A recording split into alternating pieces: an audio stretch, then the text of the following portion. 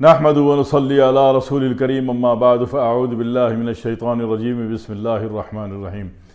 हमारे काफ़ी अहबाब ने अपेंडिसाइटिस के ऊपर अर्ज़ की, फरमाई, इरशाद फरमाया कि इसके ऊपर इस मसले को क्लियर किया जाए।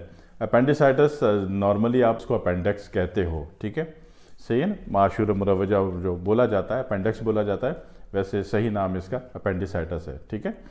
तो इसकी सूरत में ये बड़ी इमरजेंसी की कैफियत हो जाती है और होता ये कि आम तौर पर ये जब इसकी महसूसात के एतबार से नफ़ के नीचे, ठीक है ना, ठीक 2 उंगली, 2.5 उंगली, 3 उंगली नीचे देखेंगे तो यहाँ पे दर्द आता है बिल्कुल सेंटर में, और इसमें उंगली से दबा के रखेंगे तो आपको वक्ती तौर पर थोड़ा सा आराम मिलता है। उंगली जैसे हटाएंगे फिर दर्द आ गया।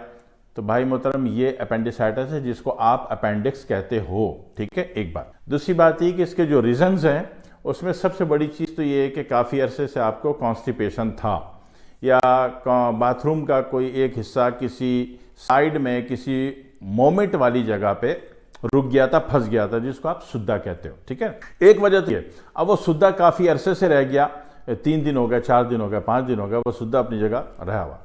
अब वहां पे जनाब अली क्या हो गया कि उस एरिया की इन्फेक्शन वैल्यू बहुत बढ़ गई और उसने दर्द भी देना है और उसने उल्टी भी देनी है, मतली भी देनी है, उपकाई भी देनी है, चक्कर भी देना है। और ये उल्टी, मतली, उपकाई, चक्कर में ना वो अपेंडिक्स का ऑपरेशन नहीं कराने पहुंच जाना, यहाँ पे दर्द भी होना ज़रूर है।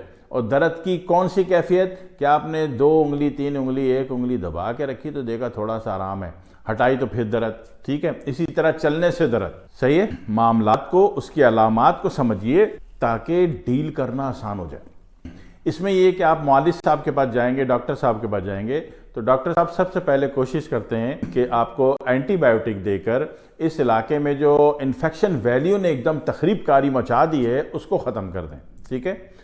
तो वो अपनी एंटीबायोटिक देके कुछ देर इंतज़ार करते हैं। अगर वो देखते हैं कि आपकी तबीयत में, मामलात में बहाली है, बेहतरी है, तो फिर वो आपको रिलीज़ कर देते हैं। नहीं तो फिर ये मामला ऑपरेट तक जाता है, ठीक है। ये नॉर्मल बात हो गई। वजूहात, अलामात आपको पता होनी चाहिए ताकि आप इमरजेंसी में परेशान नहीं हो कि आपको हो क्या रहा है, आपने अपने पेशेंट को करना क्या है, ठीक है, एक बात। दूसरी बात ये कि हालात कुछ ऐसे हैं कि जनाब अली आप डॉक्टर साहब से, हॉस्पिटल से काफ़ी दूर हो, काफ़ी वक्त लगने का ख़तरा है और ये अलामतें नज़र आ रही हैं, तो आपने घर में क्या करना है, सही है। घर में करने के लिए आपके पास एक अच्छी एंटीबायोटिक ये होती है कि शहद हो आपके घर में, खालिश हो तो बड़ी मेहरबानी है आपकी, ठीक है। शहद हो, शहद का एक बड़ा चम्मच 1 कप नीम गर्म पानी में पिला दें, शर्त कि बंदे को शुगर ना हो, ठीक है, सही है जी। और अगर शुगर है तो फिर ये शहद वाला काम नहीं करेंगे।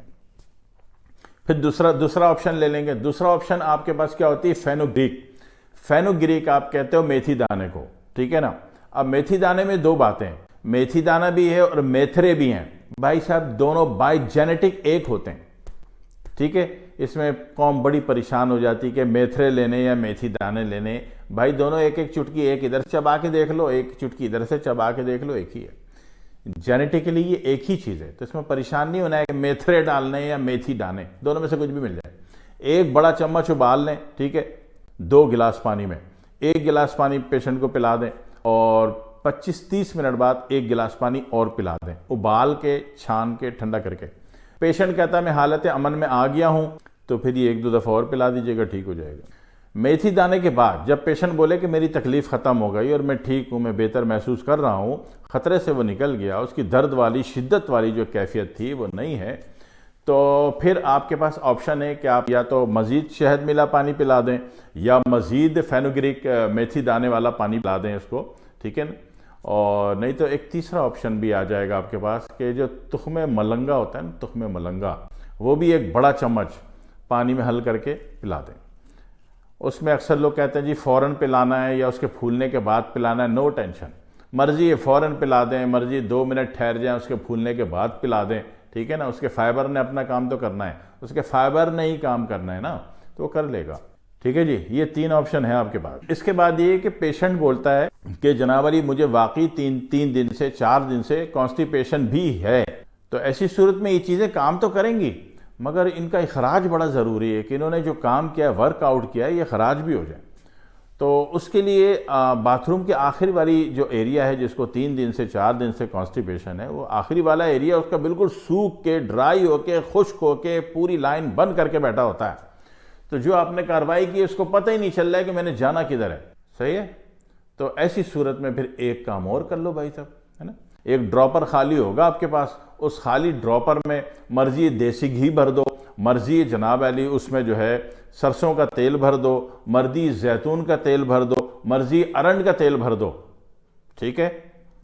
ये वो कैफियत है जब हॉस्पिटल पहुंचना तकरीबन नामुमकिन लग रहा है, या वहां जाना, आप ऐसे पहाड़ी इलाके में रहते हो, ऐसे गांव गोठ में रहते हो जहां से हॉस्पिटल बहुत दूर है, आपने इमरजेंसी में हॉस्पिटल एम्बुलेंस वाले को भी फ़ोन किया, वो भी बोलने लगा कि भाई मुझे तो घंटा लग जाएगा, गाड़ियां नहीं है, गाड़ियां किसी इमरजेंसी में गई हुई है ना।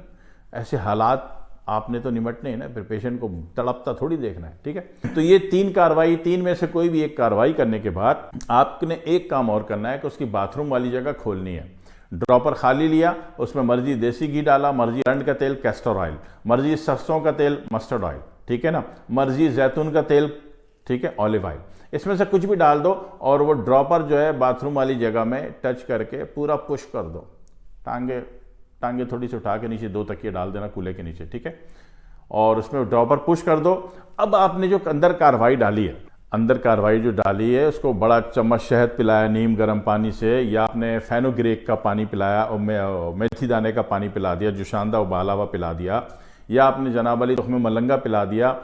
अब क्या होगा कि वो जनाब अली जो ऑयल डाला, पुश किया, उससे क्या होगा कि वो जगह खुलनी शुरू हो जाएगी। नतीजे के तबार से जो कार्रवाई आपने डाली उसको रास्ता मिल जाएगा कि अब हमको निकलना भी है। वो जो निकलते वक्त इन्फेक्शन वैल्यू को निकालेगा और पेशेंट जो सुख का सांस लेगा और वो जो आपको दुआएं देगा और तहसीन आमेज नज़रों से देखेगा कि यार आप तो मसीहा साबित हो गए, है ना। तो आप मसीहा बन सकते हो, शर्त ये कि आप मामलात को समझ लें कि यार इसको है क्या। आपने नाहक उसको पेट का दर्द समझ के पेट के दर्द की कोई दवा दे दी, हो सकता है ये कहानी गले पड़ जाए। ठीक है। तो इसमें सबसे मेन चीज़ आपने क्या देखनी थी कि नाफ से नीचे किसी जगह हाथ रखने से रखा दबा के, तो पेशेंट ने बोला मुझे कुछ आराम मिला है, आपने हटाया तो पेशेंट ने बोला कि लो जी रोला तो फिर पै गया। तो समझ लो कि ये अपेंडिक्स का पेशेंट है। ठीक है। तो तरीके मैंने आपको वो बता दी जो घर में दस्तयाब होते हैं, घर में हो सकते हैं, ताकि आप इमरजेंसी निपटा लो। ठीक है। नहीं तो फिर डॉक्टर साहब अगर दस्तयाब हैं तो ठीक है, आप कोई तजुर्बा नहीं करें, आप डॉक्टर साहब के हवाले करें, वो पहले एंटीबायोटिक दे के कोशिश करेंगे कि तुम अच्छे बच्चे बन जाओ, नहीं तो फिर ऑपरेट करके इस मसले को सीधा कर देंगे। ठीक है। काम आपका हो जाएगा इंशाल्लाह। और जब हो जाए तहसीन भरी नज़रों से देखते हुए फिर मुझे भी दुआओं में याद कर लेना। वस्सलामु अलैकुम वरहमतुल्लाहि वबरकातुहू।